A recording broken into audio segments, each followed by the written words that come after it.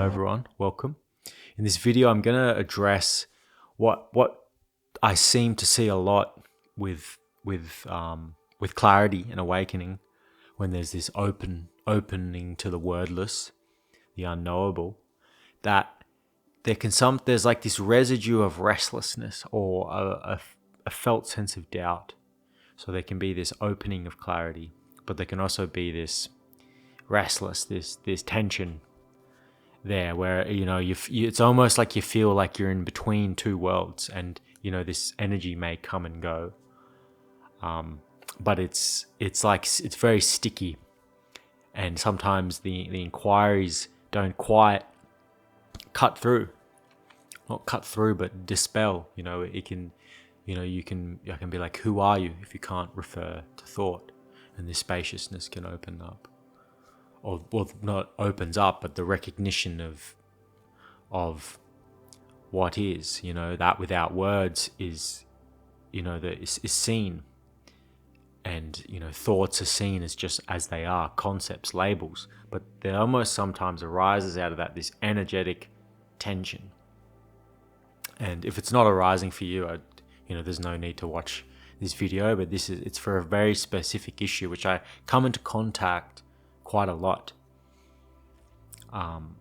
It's not, people aren't usually aware of it directly, but they've usually done a lot of sessions, but something is feeling stuck, and there's many different ways to get around it, but it's almost like a fundamental grasping or reaching or doubt or something like that, one of those flavors.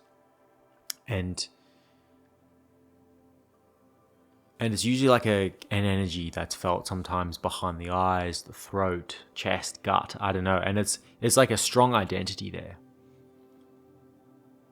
Or you may not even be aware, but like these conscious thoughts of, I need to resolve this energy. Or like a bit feeling like a Chinese finger trap. So like you're applying the inquiry, not applying the inquiries, but yeah, you're going, who am I, without referring to thought, or what's this moment without language? And it just feels like there's just this Chinese finger trap moment, and anything you try to do is just causing this tension, and watching videos seeking. And this tension is, I'd almost say it's felt in a lot of people all the time. It's kind of what gets you on the path. If we look back, as a fundamental sense of something being wrong. But as we kind of throw away, drop our conceptual understandings and landings, and scrape away the barrel of identification, it can kind of arise in its very like pure form. It's pre kind of cognitive form. And I don't want to go on too much about it because I don't want to create story like you have to find it, or this is like something you encounter. This is just a noticing in what I've noticed in the sessions I've been doing, is this kind of grasping energy. And the first and foremost tip is meeting it without words. I'll keep kind of going, but the deepest pointing is meeting it without words, as in meeting it with silence, not thought silence, but without almost not reacting to it, just noticing that it doesn't mean anything. It's just what it is. It's just a grasping sensation. And then you take away the label grasping. Take away a sensation. Meet it directly. Meet it without words.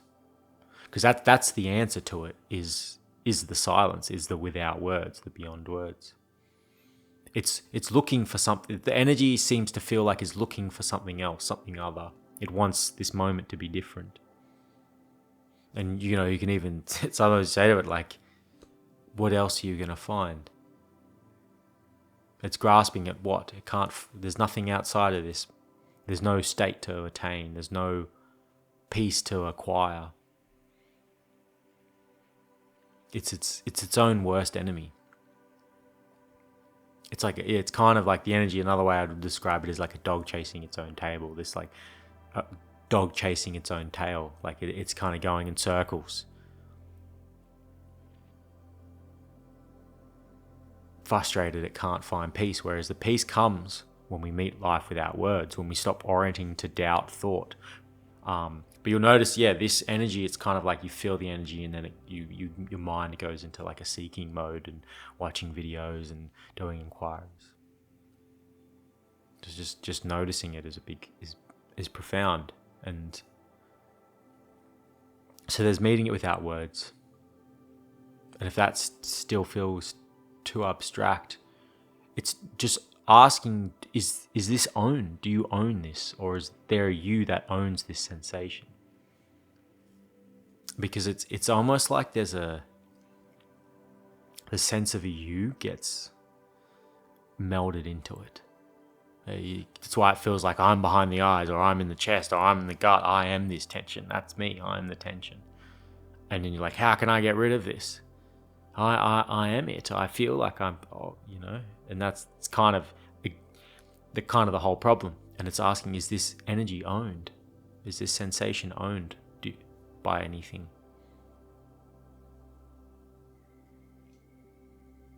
And then it's the same with any other inquiry. Anything that comes out of the mind, one might say yes, but that's just a thought. Or even no, it isn't owned. It's just another thought. But just kind of, you'll notice it's impersonal. It's like, why did I think that was me or I owned it? It was just a belief. And then when it's, the energy is impersonal, when it's just it's not you, it's just a grasping energy. Where is the problem? What happens is there's this energy, this grasping. I don't get it. I've lost awakening. I can't quite find the clarity. I'm having doubts about this clarity. It's all like I, me. Now, I'm not trying to establish a no me. I'm not saying, there is no me. I don't want to give a landing. But is this energy contain a me or a no me, right? Is this energy owned by anything?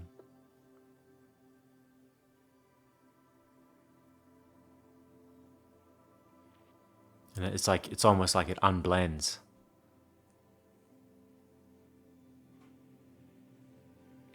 And you can't be found. And then who's it a problem to? The grasping. What problem? It's like, what problem? It's almost like a very subtle sense of I that's looking for some perfect state or some perfect holding. Or it's residue or something, after the concepts have been seen through the conceptual layer and more. There's just, it kind of reveals this grasping, which feels very fundamental. But is it owned? Are you actually the owner of that? Is there a you in it?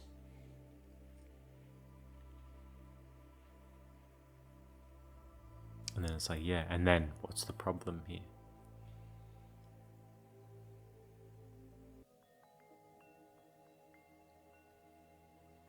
And then there's just this appearance, right? This appearance unowned. Unowned by words, concepts. Ownership is a thought.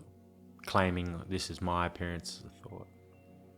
Appearance, another thought, another label. Just letting it all go. The need to resolve reality. It's never that reality needs resolving. It's the distortion is the felt sense or the feeling that something's wrong and needs to be sort of fixed for me to be happy. But it's always about a me, an I, an individual that gets awakening, understands awakening, or gets some knowledge. It's also why this is the end of knowledge, the end of understanding, because there's nothing left that could understand. There's not an individual that gets and understands non-duality. There's no one there, nothing there. I wouldn't say no one.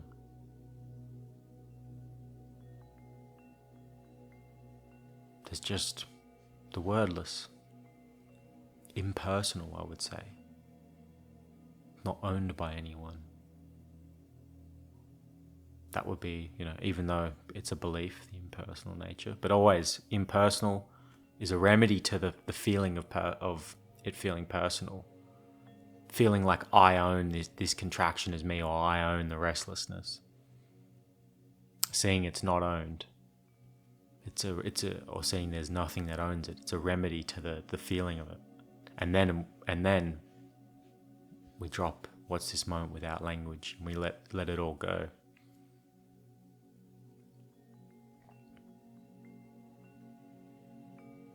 Back to the unknown, because it can't be put into words, and nothing is there to know it. And it's already the case. There is no you that has to drop. You just have to see that the idea of a you is just nothing more than a belief and a concept, combined with some tension and some energy. You don't have to wait for the tension to drop. It's not the energy, the tension, the contraction has nothing to do with a you. There's not a you that drops away with the contraction. It's just saying that the contraction is impersonal. Part of the arising, part of the dream.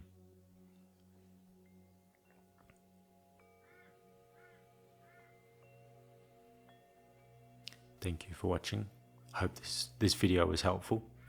And I'll see you guys in the next one. Cheers.